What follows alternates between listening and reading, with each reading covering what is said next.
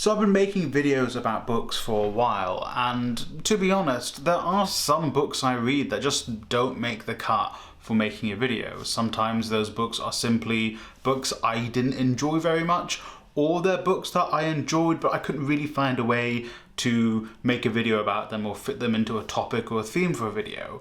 So I thought, why don't I make a video for those books themselves? So here are going to be 3 books that I've read relatively recently that I may have enjoyed, I might not have enjoyed, but they just didn't make the cut for making a video. If you want any of these books, you can check them out in the description down below from bookshop.org. Bookshop.org is a company that works with small independent booksellers to get them a little bit more of a kickback whenever you buy books on bookshop.org.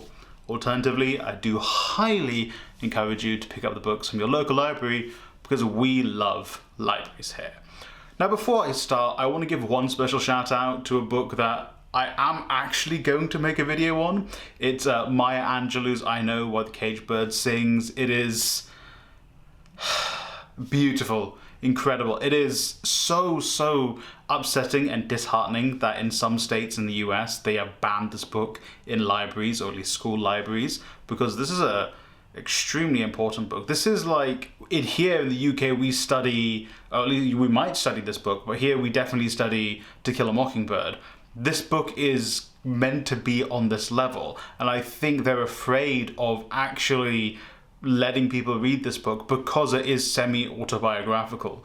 This is something that Maya Angelou, or at least much of what happens in the book, happened to her as a child growing up, the abuse and the racism she faced growing up. And I think the US, or certain states in the US, are scared of young people learning this is what happens in the United States. That didn't make its cut to get a video because I'm planning on making an entire video on Maya Angelou, so I want to read more of her books before making that video. It's the only one I've read thus far. So, you know, stay tuned, that is going to come eventually down the line, but I had to mention it because it was moving is an understatement. Now, the first book on our actual list is The Death of Vishnu. I'll be honest, I purely picked up this book because of the cover and the vibes. You know, it says The Death of Vishnu. It has a South Asian lady on it. It was also £1 from an Oxfam I used to live near. But, you know, support your charity shops as well. I read this book. It's an international bestseller, and I can see why people really like it. I just personally feel it's not for me. I feel like it's just a little bit slow for my personal tastes. And there's some aspects of it that I quite like the the comparisons and the references to like Hinduism and, you know, Hindu scripture and stuff. So that was quite interesting for me, and the way that's interwoven with the story of the book. I just personally felt it was a little bit slow of a read for me, even for a book that is relatively short. Yeah, that's not a great metric of how short a book is, because there's different text sizes, but you know what I mean. It's a relatively short read, and for me personally, it felt a little bit slow. It felt like not a lot happened. There's a lot of flashbacks, and you can make that work. That works in some books. Like books can be just entirely flashbacks if they want to be, but even those need to kind of progress at a good pace, and just it felt like not a lot happened for what it was, if that makes sense. I mean, if you've read this book and you really like it, let me know down below. Maybe I can give it a second chance at some point in the future, but just for me, it just wasn't there. Next up is July 1914. This is a book about basically the lead up to World War I, basically June, July, August, in the build up to World War I. So between the assassination of Archduke Franz Ferdinand to World War I actually starting. I think I own this book because one of my teachers when I was in school told me to read it for our course, even though I didn't study World War I, for sixth form. So sixth form is like when you do your A-levels, which if you're not in the UK, between like 16 to 18. Sixth form is like college, but college is more independent. Sixth form, you stay in your school and then you go off to university, whereas college is a little bit more independent. I didn't go to college, so I don't know, but Yeah, that's when I read this. I'm also fairly certain I lied on my personal statement, which, once again, if you're not from the UK, personal statement is kind of like an essay you write about yourself that you send off to universities to convince them to let you join the universities. Pretty sure I lied on my personal statement that I read this book, and because I was meant to study history at university, then I dropped out after it. It's a long story, okay? For another time, but that's a long story. Yeah, so I think I lied about reading this. I didn't. And then I think sometime in the last 2 months, I was like, you know what, let me just quickly give it a read. It's on my shelf. It's been on my shelf for nigh on 10 years. Bloody hell, I'm so old. So it's been there for a long time. I read it. It's pretty interesting. It's, you know, a lot of stuff that I didn't know or that wasn't taught to us in school, because I did learn World War One and the build up to World War One, just not in sixth form. Listen, I learnt it when I was younger, when I was doing my GCSEs, which is another qualification in the UK. I digress. I studied it then, and then it's very much like Archduke Franz Ferdinand gets killed, and then World War One. But this is actually like the machinations that were happening behind the scene when it came to Austria, when it came to Germany, France, Russia, Britain, Britain. So kind of the machinations that were going on and the individuals involved in trying to push for war and those that weren't pushing for war, and the mistakes or the technological lacks of advancement or the technological hindrances, which meant people couldn't talk to each other as fast as they wanted to. So like a telegram is sent, and then by the time the telegram is decoded, they've already sent off like an ultimatum to Serbia for war, and they're like, oh, I can't back off now. So it's actually quite interesting. It's just I lied about reading it when I was younger. So if you're like interested in history, if you're interested in World War One history, 100% pick this up. That's for that, perfection. Really great read.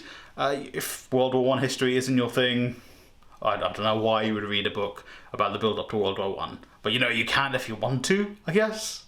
And finally, How I Braved Anu Auntie and Co-Founded a $1 million company. That's a snappy title, don't you think? I'll be honest, again, bought this book a long time ago. I don't fully remember why I bought it. I'm pretty sure, so I must have bought this when I was about 16 to 18 when I worked in a bookstore. Well, I worked in the bookstore until I was about 19, but I digress. And I think the story behind it is that there was this comedy group of Indian comedians. You'll know them. I'll put the picture up of one of them. He's kind of pretty famous now. But there was a group of them, and I don't know how I ended up reading this book because of them. I'm pretty sure one of that group is friends with the guy who wrote this. And so they were promoting the book, and I was like, interesting, I'll read that. And I never read it until about a month ago. I was like, I just want a short read and just get through it. It is very much written in a way that the author is not a writer. He even says in the beginning of the book, I'm not a writer, you know, this is going to be an amazing, immaculate book. It's written like a speech, and you go off and you see that Varun Agarwal is like now a motivational speaker as well as an entrepreneur. I'll be honest, 18-year-old me would have eaten this up. This would have been like, yes, let's go, slay king. I wouldn't have said slay because that's pretty recent vernacular, so I wouldn't have said it then, but you know, I don't know what I would have said, you know, not let's go, not pog. I don't even say pog now. I would have said something, but yeah, it's snappy, it's short, it's, you know, it's like you're listening to a speech but you're reading it, so you can get through it fairly fast. And it's not a story, it's real life. It's just, I'm not super interested in reading stuff like this anymore. You know, when I was 18, full of dreams, aspirational, maybe then I was. But now I'm just, you know, like, it's another day, guys. It's another day. So, you know, if you're less jaded than myself, maybe this will be a little bit more interesting of a read. I don't know where you're going to buy this. I think I ordered this into the bookstore for myself. So I don't know where you're going to get it, but you might be able to get it. Yeah, it's interesting. You know, it's a autobiography, which is kind of a little bit funny, a little bit silly, and very much was written for like it's a millennial audience. Like, it's very much like a millennial's book, so do with that as you will. It's fine. You know, it's very much a product of its times as well, kind of like mid 2010s, late 2010s, so again, very much a product of its time. I was just like, it's been on my bookshelf for nigh on 10 years, I might as well read it. There's a lot of books like that, I kind of need to get through those too, so there'll be probably another one of these videos where it's, I couldn't think of a reason to make a video about this book, so here's a video about these books. But yeah, those are the 3 books that I couldn't find a reason to make a video about them, but I read them, so I'm gonna make a video about it. Ta-da! Let me know in the comments down below if you are interested in any of these books now, or you have read any of these 3 books. I think probably the one that's most likely would be The Death of Vishnu, or maybe 1914. I don't know how many people have read this. This is a great way for me to break into an Indian audience, to be honest. I should have made a video about it to try and break into India, but I digress. Let me know down below if you are thinking of picking one up. Let me know which one you would. If there are any books that you've read that are a little bit weird or different, or like you've read but no one else has read, or you've read but like you don't know why, you just kind of read it because it was there, let me know in the description down below. I like kind of just reading books if they're just there sometimes. That was my favourite part of working in a bookstore. I was just like, that looks kind of strange, let me read it. So let me know down below any books like that. Remember, you can pick up all of these books, if available, from bookshop.org down below. Alternatively, go to your local library, pick up the books from there. Thank you for watching, and I hope you read a great book today. Now for a message from me. Hey, Editor Me here again. YouTube wanted me to promote this to you, so go check out the memberships I've created for this channel. What is a membership, you ask? Well, a membership is kind of like, you know that thing called Patreon?